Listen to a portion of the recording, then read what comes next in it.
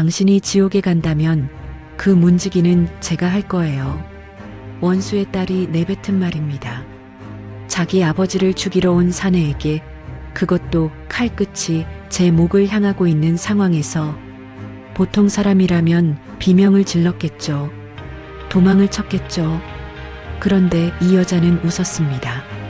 핏기 없는 얼굴로 눈물을 흘리면서도 웃었습니다. 이런 상황이 벌어진 데에는 아주 충격적인 이유가 있었습니다. 오늘 이야기할 사람의 이름은 운매입니다. 화산파의 낙제생, 뒤틀린 기혈을 타고난 버림받은 아이. 하지만 그 이름 석자가 훗날 무림 전체를 뒤흔들 줄은 처음 그를 발견한 노승 무진조차 몰랐을 겁니다. 때는 화산의 폭풍우가 몰아치던 어느 밤이었습니다. 외당의 노승 무진이 순찰을 돌다 절벽 끝 동굴에서 아기의 울음소리를 들었습니다. 핏빛으로 물든 강보에 쌓인 아이였는데 기이하게도 무진과 눈이 마주치자 울음을 딱 그쳤습니다. 그리고는 방긋 웃어 보였습니다. 무진은 아이의 등 뒤에 새겨진 구름 문양을 보았고 바위 틈에서도 피어나는 매화의 기계를 떠올리며 이름을 지었습니다. 운매, 구름 위의 매화라고. 그러나 화산의 하늘은 이 아이에게 처음부터 너그럽지 않았습니다.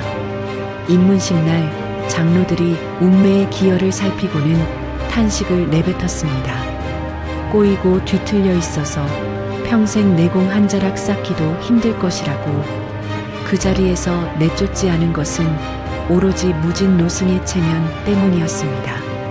그날부터 운매의 삶은 정해졌습니다. 동기들이 화려한 검초를 익힐 때 그는 산 아래에서 물을 깃고 장작을 팼습니다. 설거지를 했고 빨래를 했고 아무도 거들떠보지 않는 허들의 일을 도맡았습니다.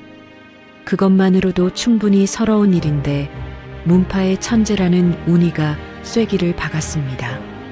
수련이 끝날 때마다 운매의 목검을 발로 걷어차며 말했습니다. 어이 잡초, 내가 휘두르는 건 검이 아니라 빗자루냐. 화산의 이름이 아까우니 그냥 산문 밖으로 꺼져버려. 운매는 그때마다 입술을 깨물었습니다. 반박하지 않았습니다. 눈물도 보이지 않았습니다. 그저 다시 목검을 주워들었습니다. 그리고 남들이 모두 잠든 야밤이 되면 혼자 절벽 끝에 섰습니다. 뒤틀린 맥이 끊어질 듯한 고통을 버티면서 기본 검식인 삼재검법을 수만 번 반복했습니다. 손바닥이 갈라졌습니다. 피가 맺혀 검자루가 끈적해졌습니다. 그래도 멈추지 않았습니다. 그것이 운매가 아는 유일한 생존 방식이었기 때문입니다. 소리 지르지 않는 것, 무너지지 않는 것, 그리고 끝까지 서 있는 것. 세상이 너는 안 된다고 말할 때 고개를 끄덕이는 대신 그냥 버티는 것. 화려하지도 않고 감동적이지도 않은 그저 지독하게 버티는 삶. 운매의 시작은 그것이었습니다. 지금 이 이야기를 어디서, 몇 살에, 뭘 하면서 듣고 계신지 댓글에 써주세요. 운매처럼 버티고 있는 분이 있다면 꼭 남겨주셨으면 합니다. 나 좀 살려줘, 운매. 제발. 문파의 천재, 늘 운매를 짓밟던 바로 그 운이가 바위에 다리가 깔린 채 눈물범벅이 되어 신음하고 있었습니다. 이런 상황이 벌어진 데에는 아주 충격적인 이유가 있었습니다. 운매가 14살 되던 겨울 화산에 산사태가 터졌습니다. 수련 중이던 운매와 운이가 함께 휩쓸렸고 두 사람은 화산의 금지된 구역 빙화동으로 추락했습니다. 빙화동은 화산파에서도 함부로 발을 들이지 않는 곳이었습니다. 수백 년간 냉기가 응축된 동굴로 들어가면 살아 돌아오기 어렵다는 말이 전해지는 곳이었습니다. 추락 직후 운매의 상태를 먼저 어깨가 탈구됐습니다. 뒤틀린 기혈은 충격으로 더욱 날카롭게 비명을 질러댔고 온몸이 얼어붙는 한기가 발끝부터 기어올랐습니다. 한마디로 멀쩡한 사람도 그냥 있으면 죽을 수 있는 상황이었습니다. 그런데 운이가 거대한 바위에 다리가 깔려 있었습니다. 평소라면 어땠을까요? 잡초라고 불리고 빗자루나 휘두른다고 조롱당하고 산문 밖으로 꺼지라는 말을 들어온 운매였습니다. 외면해도 이상할 것 하나 없는 상황이었습니다. 실제로 그 자리에 다른 사람이 있었다면 절반은 그냥 혼자 살 길을 찾았을 겁니다. 운매는 바위를 들어 올렸습니다. 탈구된 어깨로 끊어질 듯한 기혈을 부여잡고 말이 안 되는 힘을 짜냈습니다. 뒤틀린 경맥이 비명을 질렀지만 그는 이를 악물었습니다. 그리고 운이를 등에 업었습니다. 빙벽을 기어 올랐습니다. 손톱이 하나씩 빠져나갔습니다. 손가락 끝이 얼어붙어 감각이 사라졌습니다. 그래도 올랐습니다. 두 사람이 도달한 곳은 동굴 깊숙한 곳의 비밀 재단이었습니다. 그리고 그곳에 수백 년간 응축된 만년한 빙수가 담긴 연못이 있었습니다. 죽을 것 같은 갈증과 고통에 못 이겨 두 사람 모두 그 물을 마셨습니다. 그 순간부터 운명이 뒤집혔습니다. 얼음 같은 냉기가 온몸의 경맥을 타고 흘러들었습니다. 보통 사람이라면 그 냉기에 경맥이 얼어 터졌을 겁니다. 그런데 운매는 달랐습니다. 평생 뒤틀려 있던 그의 기혈이 오히려 그 냉기를 소용돌이처럼 끌어들이며 거대한 내공의 통로로 변모하기 시작했습니다. 결핍이 무기가 된 순간이었습니다. 평생 짐이라고 여겼던 그 뒤틀린 기혈이 가장 극단적인 환경에서만 꽃피울 수 있는 가능성이었던 겁니다. 운매는 그곳에서 화산시조의 비전, 빙화심결을 발견하고 익혔습니다. 그리고 한빙수의 기운을 함께 나눠 마신 운이는 그날 이후 완전히 달라졌습니다. 자신을 살린 운매 앞에서 오만함이란 걸 내려놓았습니다.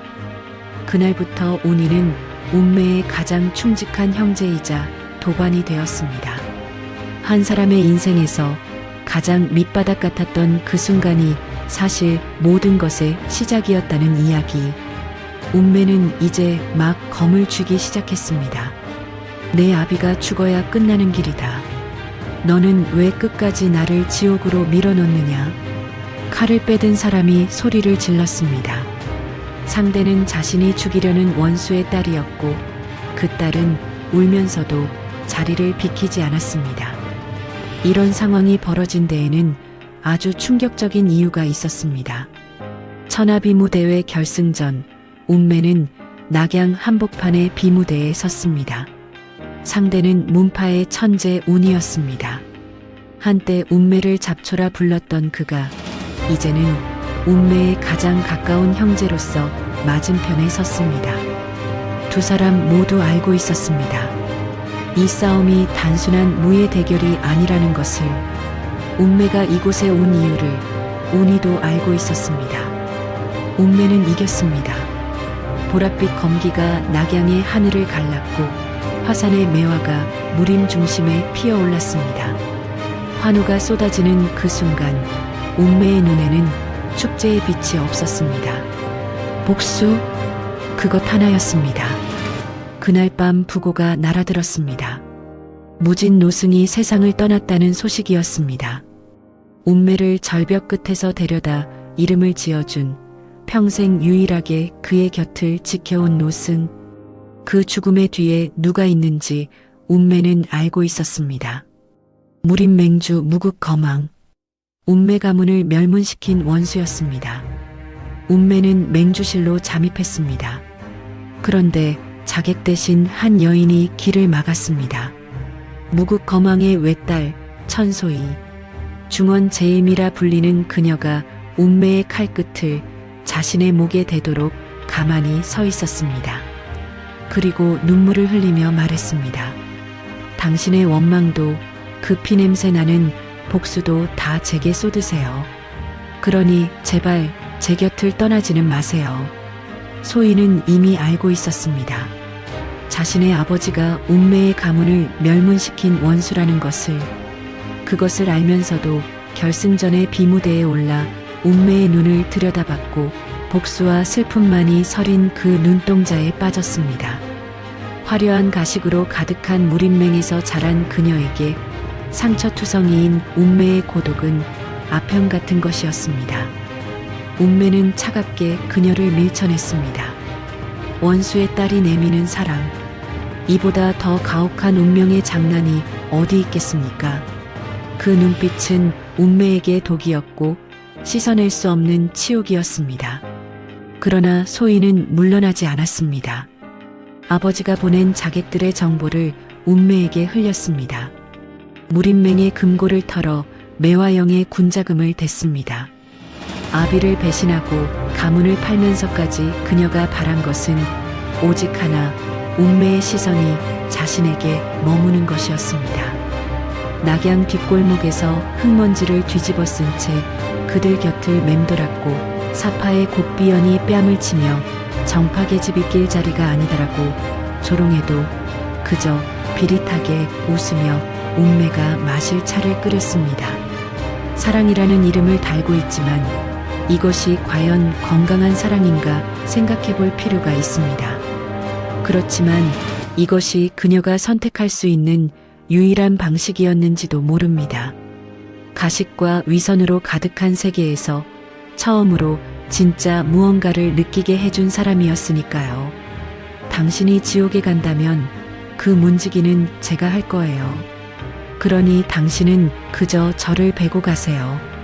이 말을 들은 운매는 피눈물을 흘리고 있었습니다. 방금 전 매화영의 도반이자 형제 같은 존재였던 단무강이 용광로에 몸을 던졌습니다. 운매의 복수를 위해 만든 검, 자압의 공검을 완성하기 위해서였습니다. 이런 상황이 벌어진 데에는 아주 충격적인 이유가 있었습니다. 단무강은 검장인이었습니다. 화산의 매화영에 합류한 뒤로 운매와 함께 무림맹을 향한 복수의 길을 걸어온 사내였습니다. 그는 자압의 공검을 만들기 위해 수년을 바쳤습니다. 빙화심결의 냉기와 무국신공의 열기를 동시에 담아낼 수 있는 세상에 하나뿐인 검이었습니다. 그러나 마지막 담금질 과정에서 문제가 생겼습니다.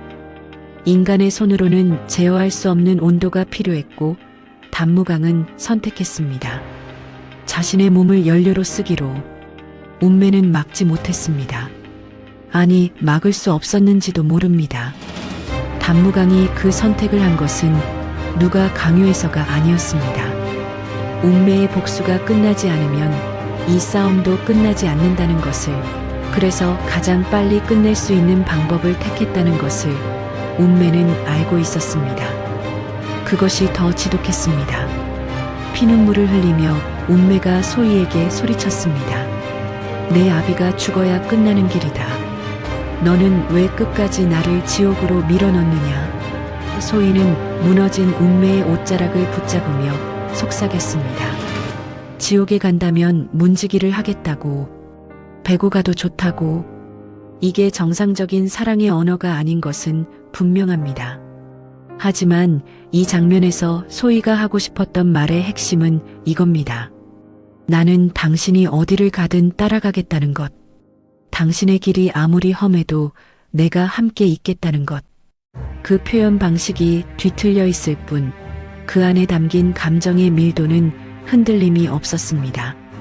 운매는 소희를 용서하지 않았습니다. 하지만 내치지도 못했습니다. 이미 소희 없이는 복수의 길을 완성하기 어려운 상황이 되어 있었고 무엇보다 자신이 소희를 어떻게 대해야 하는지 알 수가 없었습니다. 원수의 딸인데 그 원수를 배신하고 자신 곁에 있는 여자입니다. 증오해야 하는지, 연민해야 하는지, 아니면 아무 감정도 갖지 말아야 하는지. 운매의 냉정함은 이 여자 앞에서만큼은 판단을 잃었습니다. 운매는 손에 자압의 군검을 쥐었습니다. 단무강의 원혼이 담긴 검이었습니다. 이제 마지막 한 걸음만이 남아 있었습니다. 이제 원수는 사라졌으니 당신의 마음엔 저만 남겠네요. 미친 듯이 웃으며 피를 토하는 운매를 끌어안은 소희의 말이었습니다. 그녀의 옷은 아버지의 피와 정인의 피로 함께 물들어 있었습니다. 이런 상황이 벌어진 데에는 아주 충격적인 이유가 있었습니다. 최후의 결전지 무국전. 운매의 자아배군검이 보랏빛 화염을 내뿜으며 무국 거망을 향해 쇄도했습니다.